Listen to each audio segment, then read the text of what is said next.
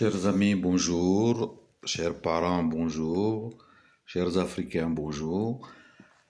Aujourd'hui, je vais vous parler de la charte de l'impérialisme. On nous dit que la charte de l'impérialisme que nous trouvons sur Internet est un faux.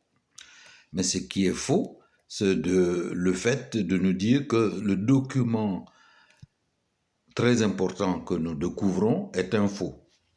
Alors, maintenant que nous avons découvert l'essence de leur théorie sur les Noirs et les non-blancs, ils se perdent en explications foireuses, mais nous avons un certain nombre de preuves. Il y a le code noir qui a été élaboré pendant la traite négrière pour justifier le fait que les Noirs étaient des inférieurs ou étaient des animaux, n'avaient pas d'âme. Il y a cette charte de l'impérialisme qui a été maintes fois modifiée. Je reviendrai là-dessus avec plus de détails. Alors, le code noir, ils n'ont pas pu le réfuter parce que le document, il existe et il a été republié par les universitaires. Et par contre, la charte de l'impérialisme, je reviendrai longuement là-dessus pour vous expliquer que c'est un vrai de vrai et pas du tout un faux.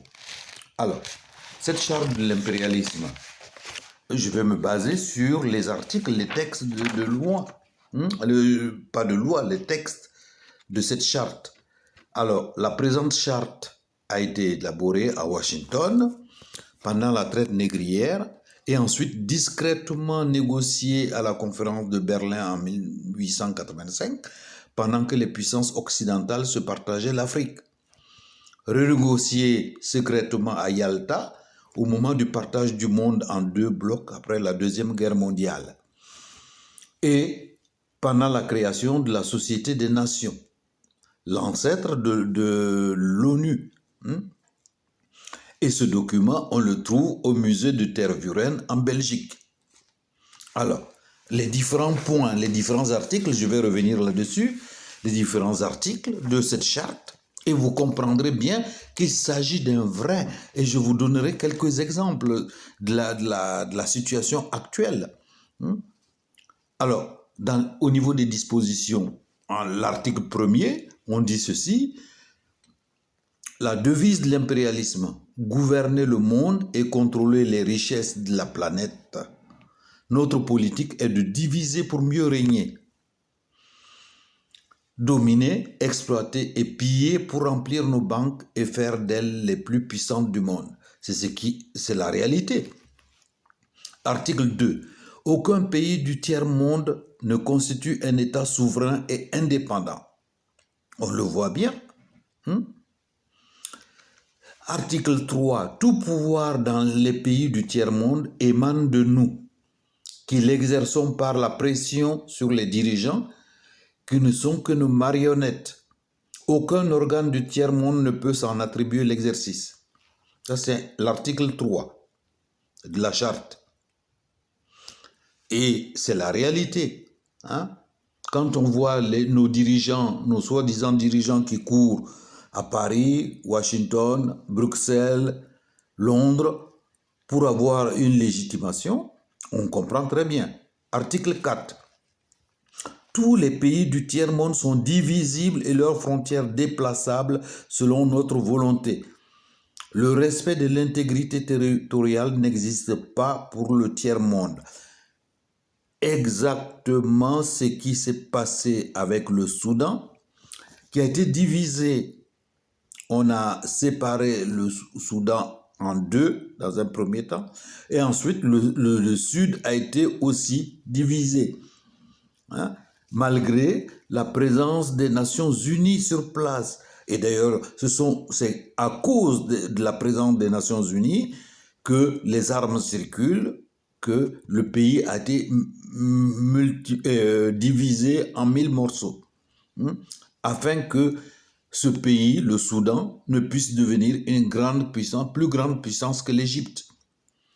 L'Égypte qui est dans le giron américain, et le Soudan qui voulait s'émanciper. Voilà, ça c'est un exemple. Et autre exemple qui est patent, c'est cette volonté de vouloir couper le Mali en deux, le nord riche pour une poignée de bandits qui se disent djihadistes, qui effectivement sont entretenus par la France. Parce qu'on voulait séparer cette région extrêmement riche pour que la France puisse exploiter les gisements. Et c'est le cas également du Sahel, cette zone du Sahel. On voulait faire du Sahel un État qu'ils auraient rajouté au nord du Mali pour pouvoir exploiter les énormes gisements qui y sont. Alors, article 5 de cette charte. Tous les dictateurs doivent mettre leur fortune dans nos banques pour la sécurité de nos intérêts. Cette fortune servira de dons et crédits accordés par nous comme assistance et aide au développement aux pays du tiers-monde. Exactement ce qui se passe. Quand vous prenez les dictateurs comme les Sassou et autres, où est-ce qu'ils ont leur fortune? Dans les banques occidentales, dans les banques françaises, suisses, américaines. Et justement, les immenses richesses tirées du pétrole sont déposées dans ces banques et la fortune personnelle de ces dirigeants est dans les banques et quelquefois on utilise ces immenses dépôts pour faire des prêts, pour accorder des prêts aux États avec des intérêts exorbitants. Alors, ça c'était l'article 5. Je vais continuer avec l'article 6. L'article 6 dit ceci: tout pouvoir et gouvernement établi par nous est légal, légitime et démocratique. Je reviens là-dessus tout à l'heure. Mais tout autre pouvoir ou gouvernement qui n'émane pas de nous est illégal, illégitime et dictatorial, quelle que soit sa forme et sa légitimité. Alors, c'est patent. Je vais vous parler du Mali. Et le peuple est debout, uni derrière Assimi Goïta et son gouvernement. Mais que dit Macron?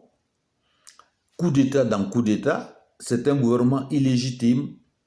Il faut aller aux élections.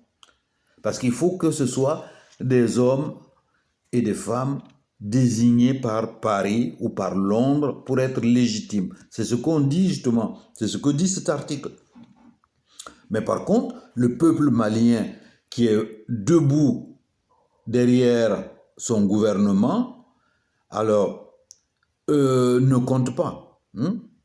Il ne compte pas. Il n'est pas important. On ignore les peuples, surtout les peuples noirs, les peuples africains. Et là, on nous a tout à fait mis de côté. On veut juste nos richesses. On veut nous éliminer physiquement avec des virus et autres qui vont inventer. Ça a été le cas avec le choléra, ça a été le cas avec Ebola et les autres maladies. Et c'est le cas avec le paludisme. Voilà. Et cet article 6 est justement, j'allais oublier, lorsque le gouvernement démocratiquement élu de Centrafrique, le professeur Touadéra, il a été élu lorsqu'il s'est tourné vers Moscou pour la sécurité du pays.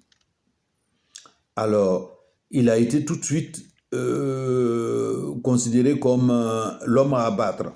On a commencé à développer la rébellion. On leur a fourni des armes. La France était derrière, tout le monde le sait. Et jusqu'à présent, il n'est pas considéré comme ayant été démocratiquement élu. Alors, donc, cet article 6 est patent. Les gouvernements du Burkina, du Mali, de la Guinée sont illégitimes. Par contre, eh ben, le président Macron s'est rendu au Tchad où la France ayant éliminé physiquement le président Idriss Déby et intronisé son fils adoptif, considère que le gouvernement est légal. Et tout dernièrement, ce fils a décidé que la durée de la transition va être du moins rallongée. C'est ce qu'il a fait. Et personne ne dit rien. C'est un gouvernement légitime. Celui de Centrafrique, où le président a été démocratiquement élu, n'est pas légitime. Ils ne peuvent rien dire sur la légitimité. Alors, voilà effectivement un certain nombre de points qui prouvent que cette charte de l'impérialisme est bien réelle et que la politique contre les Noirs est vivace. Si nous attendons que ces gens se lèvent pour nous défendre, nous sommes morts. Voilà, je vous remercie.